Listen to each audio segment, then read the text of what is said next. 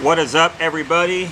This is your boy Jesse Williams from the Dads in Time Out Sports Show, presented to you by me because I don't have any sponsorships. So it is raining outside. It is not the best environment for me to be shooting a podcast, but I got my little handy dandy podcast set up that I bought at Walmart, and I got my little light so it's at least a little bright in here. So we can go ahead and kick it off. So I appreciate all the people who have been supporting this podcast, all the people on Twitter, the people on Facebook, the people subscribing to the YouTube channel as usual. I appreciate you guys. So right now, we're braving the elements. We are shooting this podcast, and if it doesn't sound too good, then I won't post it. So I'll probably keep it to about 15-20 minutes, maybe around that area. So let's get into it. So we're still covering the NBA Finals because there's not a whole lot going on. I do want to talk about the U.S. Olympic team. And so with that being said, the Phoenix Suns are the first team to clinch a berth in the NBA playoffs, or in the NBA Finals. Congratulations to the Suns, the first time since 1993. That team had Charles Barkley, Kevin Johnson, Dan Marley. I think Jeff Hornacek was on that team before he went to the Jazz. So shout out to the Phoenix Suns and Chris Paul and Devin Booker. Chris Paul had a monster game, 41 points, 8 assists. He was huge in the third and fourth quarters, scoring like 29 of his points. I think he actually scored 31 of his points after halftime. And I tweeted a bunch of things about the Suns that I want to address. Number one, I would like to address the fact that when I tweet something, I do not take it back. That is how I feel in the moment. That is how I felt, and I stand by it. I felt like the Suns had a 17-point lead, and they let the Clippers cut it to 7. And the Clippers have been killing them in third quarters the past couple of games. Even a game that the Suns won, because if you remember, the Suns were up 2-0 without Chris Paul. Then Chris Paul comes back, and they lose game 3. Chris Paul and Devin Booker don't shoot well. They win game 4, which was 84-80. And Chris Paul and Devin Booker don't play well. And then in Game 5, they lose, and Paul George had that monster game. We're going to get to Paul George here in a minute. And I'm not going to crush Paul George today. But what I'm going to say is that I tweeted that it looked like the Suns were choking. And I also asked the question, what makes Monty Williams a good coach? So let's address the Monty Williams thing. It was an honest question. I never said Monty Williams was a bad coach. I never said he couldn't coach. And mind you, I wasn't able to watch this game. And so I was wondering about adjustments. Not that I didn't see or hear him making any adjustments. It's hard to judge on the radio. But I also have to be completely transparent and say that, hey, I was the one that was also criticizing people for criticizing coaches. But they threw guys at Paul George. And Paul George did not shoot enough in that game, in my opinion. We're going to get to him in a minute. But congratulations to Monty Williams, because I feel like other coaches in the league don't get the benefit of the doubt. Now, I know the peers voted him the coach of the year, even though Thibodeau won the the actual award. And so shout out to Monty Williams, who's a great man from all intents and purposes that I've heard. And he and Chris Paul do have a good relationship. As he said, that during his darkest moment when his wife died, Chris Paul was there for him. So I'm happy for Monty Williams. Chris Paul was not having a good series. He came out and proved that he is an all-time great. Because it's one thing to have that game when your season, and their season wasn't on the line. They were up 3-2.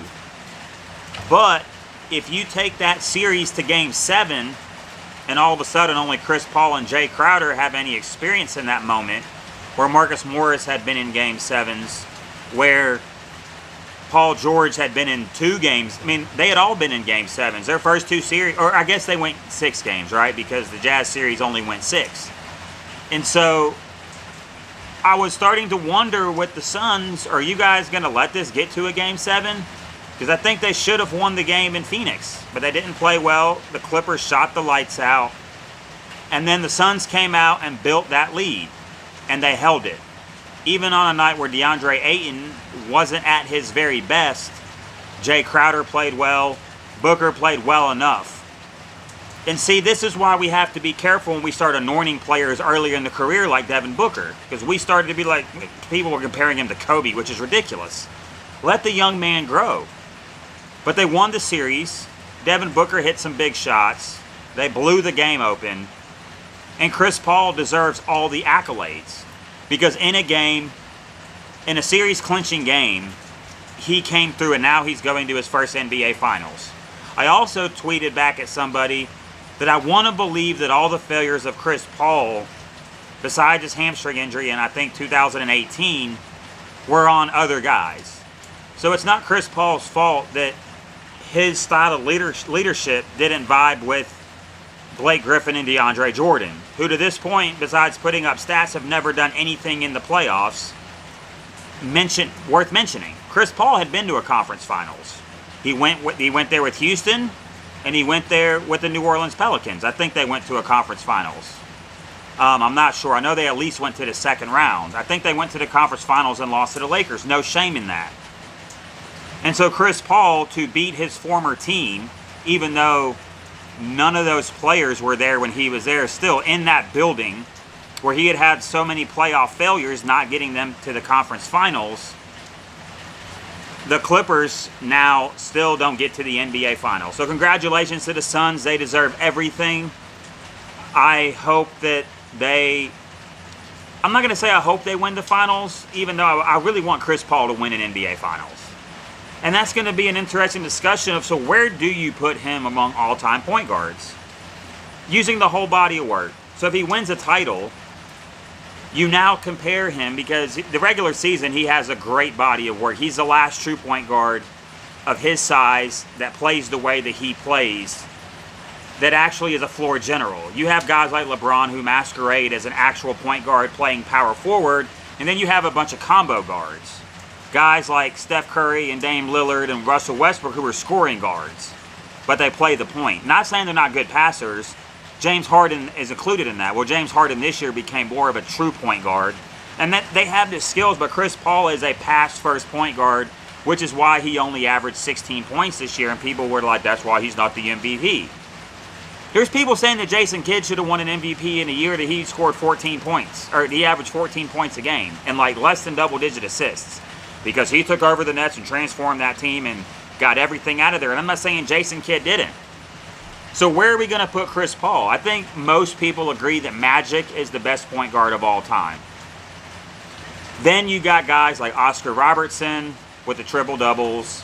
You've got guys like Jason Kidd.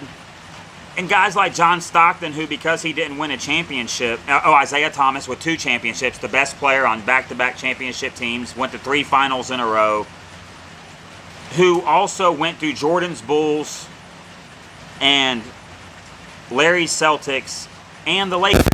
Now, you can put injuries into context and all that, but that happened. And then John Stockton is the all-time steals and assist leaders, and I don't know why John Stockton get so much flack. Is it because he got beat by the Bulls twice? They think he got exposed on the defensive end, but I mean, he threw the ball to Karl Malone. I mean, yeah, but he had to set up Karl Malone. I mean, Karl Malone was the second all-time leading scorer until LeBron showed up, and there's a truck in the background. I apologize. But, so I think it's going to be interesting. Now, Skip Bayless was out here saying that Chris Paul's not even top 15. I'm not going to go into the koozies and the tiny Archibalds and all that. In this era, he's one of the top 5 point guards of all time. If I'm missing somebody, let me know. But who are you going to put above him? Magic? Okay. Isaiah? Get it. I still don't... I think Steve Nash is in that conversation with 2 MVPs. A lot of people don't want to put Steve Nash in there. But Steve Nash was a point guard that could shoot the mid-range jumper, pull up, and then he could also shoot the 3 a little bit. And Steve Nash's career, then he went to the Lakers and he was injured the whole time. We get that. So I think that it's interesting how we rate guys of all time, but I just want to take this moment to say that I was never rooting against Chris Paul, because what I said was, if the Suns blow this series and you can shut the F up I use the acronym about Chris Paul forever. Because, in my opinion, his resume in the playoffs would have spoke for itself. But see, these things can change on a whim when Chris Paul goes out there and he puts up an all-time great performance. So let's go to Paul George. So Paul George didn't play terribly last night. He scored 20-something points on 6 of, I want to say, 17 shooting, or 6 of 15 shooting. And he had the big Game 5 where he scored 41. And now, put it in context, that Paul George was playing without Kawhi Leonard since the end of Game 4 against the Utah Jazz. And they won that series, and I actually pulled up the stats. He shot about 43% for the playoffs, and he shot 30-something% from 3, like low 30%, like 33%, I think was the average of what he shot from 3 in the entire playoffs this year. This isn't going to be a moment where I bag on Paul George. This is going to be a moment to where I say I have Paul George somewhere between the 15th best player in the league and the 23rd best player in the league. So these are the guys that I definitely have above Paul George. And it's not going to be in any kind of order, but it's going to kind of be in order. You can flip-flop the spots. Kevin Durant, LeBron James, James Harden, Kawhi Leonard, Joel Embiid, Nikola Jokic, Luka Doncic, Damian Lillard, Anthony Davis, Giannis, that's 10. Okay. Mitchell, Trae Young, Booker, Tatum. So I have those 14 above him, period. Then you can start talking about where does Zion and Ja fall. I would have Paul George above them just because he's been in the league longer. Okay, so who else would I have above him? If I'm trying to think, I don't have Jamal Murray above him. Oh, Chris Paul. I have Chris Paul as a better overall player than Paul George.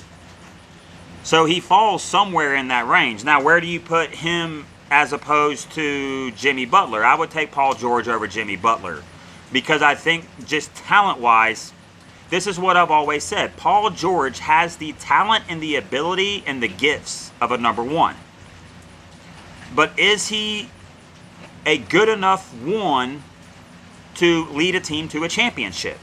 Now, I think if you have him as a number 2, I think he's one of the best, if not the best, number 2 in the league. The question is, does he fit with Kawhi Leonard? They're both great wing defenders, but they are both not truly initiators of offense.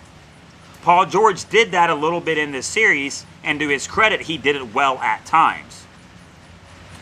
But in a game like this, where Chris Paul's cooking, where was Paul George? Was Paul George a good enough defender to try to shut down old Chris Paul? Where was that scoring spurt that they needed from Paul George? Now, once again, I'm not holding the fact that they lost this series against Paul George. I think the Suns, with their full complement of players, minus Cameron Johnson last night, are a better team than the Clippers without Kawhi Leonard. But there was some guy on Twitter that like, Paul George is top 5, and I'm like, that's ridiculous. He's not better than Bron. He's not better than AD. Oh, I left off Steph. Steph's another one I left out. He's not better than AD. I'm sorry, he's not better than KD, LeBron, Giannis, Steph. He's not better than Jokic or Embiid. He's not better than Dame. He's not better than Luka. That's 8. He's nowhere near the top 5. Stop it. And that's not a shot. If you're one of the top 20 players out of 400 in the NBA, I think I'm rating you fairly. Do I think that it's his fault they lost the series? No. Ty Lue ran out of adjustments. The Suns were just simply better. And that's okay. The question is, what do the Clippers do from here? Do you just say, okay, Paul George was hurt, Kawhi Leonard was hurt, and that's the reason why we lost. We run that. We got to the conference finals after going to the second round last year when they completely fell apart. And this year wasn't a complete falling apart. But do you run it back and think that with Ty Lue with another year and maybe everybody's healthy that this team is good enough? Reggie Jackson's going to get paid. Reggie Jackson showed out. Shout out to Reggie Jackson for being a great playoff performer this year. he's going to want a payday. What do you do with Marcus Morris Sr., who also had many good games? The last 2 games, he was great. Luke Kennard, you're paying $60 million to play basically only because Kawhi's hurt. You got Nicholas Batum, who I think showed his worth as a long defender and able to hit threes. And then you've got DeMarcus Cousins, who showed he can still play on the offensive end. His injuries are going to limit him defensively. And so it's interesting to see what the Clippers are going to do, because going to a Game 6 against the Suns in the conference finals, I don't think is cause to break this team up. I really don't. I think that you could run this one back now. But what do you do with Paul George? Because Paul George had a good year. So I don't know. What are you going to get back that's better than Paul George as your number 2? So I still think they have to figure out, because here's my other thing. You brought in Rondo to be your decision maker, and he played little to none in this series. He didn't play at all this last game. I don't think he played in Game 5 either. They need a true point guard. Patrick Beverley pushing Chris Paul. Now, I know he went on there and he owned up to it on Twitter, which I give him credit for. And listen, Patrick Beverley played for the Arkansas Razorbacks, so I have a soft spot for Pat Bev. Love his toughness. He's the agitator. But at what point do you okay, he's not the defender he once was. Do we still need this guy? They need some kind of toughness. And my thing is, I don't want to crush Paul George. I just want to crush on the people that are overhyping him. We tried to tell you he was a top 5 player. He's not. And it's okay. He doesn't have to be top 5.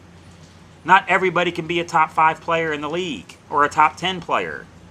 He's around, him and Kyrie are very similar. They're not great number 1s. They're Hall of Famers. I believe that Paul George will be in the Basketball Hall of Fame. He is a great, great player. He can do a lot of good things. He can shoot the 3. He can shoot the pull-up. He can drive. He can play defense. He has a handle. He can take over games. But can he lead your franchise? And not everyone's built for that, and that's okay. So I think that he can build off this and because if I actually looked at the numbers, and yeah, he wasn't the most efficient player in these playoffs, but he scored 20 points, I think, in every single playoff game. He has the longest 20-point game streak in the playoffs to date. Not of all time, but current streaks, I think he has the most. So he was more reliable this year. He wasn't shooting shots off the backboard. So I think that it's just one of those things that we have to be honest about and just say, hey, being a top 15 player in the league is not a bad thing. So real quick to the Hawks and Bucks series, it is embarrassing that before Giannis got hurt that the Bucks weren't beating the Hawks. So there's not a whole lot to say about this series. I said I'd keep this video to about 20 minutes because it takes so long to upload if it's anything over. But now Trae Young's coming back. We'll see what he's going to do on his ankle or his foot or whatever the injury was. And then Giannis is out. He hyperextended, no damage to the knee, so that's good for Bucks fans. He signed long-term under contract. But it's not, if Giannis can come back for Game 6, then this is not a must-win. Because the Bucks this series has proven to me that nobody really wants to win this series. The Bucks had a chance to go up 3-1 before Giannis got hurt, and they couldn't close the door. The Hawks now have a chance to win, and it's going to be interesting. So we'll see if the Hawks can take it. Now the game's in Milwaukee, and we'll see Chris Middleton and Drew Holiday, and it'll be interesting to see what lineup they use without Giannis, because he hasn't really been their closer anyways. So I think I'm going to see, before the series I picked the Bucks. Of course, Giannis is hurt. If he can't come back into series, now all this hype on Trae Young, we will see if he has what it takes to lead this team. Because somebody pointed out, my buddy Chris Perez from work, that the offense actually seemed to run smoother without Trae Young. Now, Trae Young's their best player, by far. But we'll see what Trae we see and what sense of urgency. Because we both have coaches who've not proven that they can be great coaches. And Nate McMillan, who's had a great year, but let's be honest, this is the first year he's had great playoff success. And then Budenholzer's been crushed so much we don't even need to talk about that anymore. So game 5 is tonight. The series is tied 2-2. I think the Hawks will win, and then we'll see what the status of Giannis is. But this has been another episode of Dad's in Timeout. I hope you guys enjoyed the video. Thanks again for all the support, and until next time, signing off.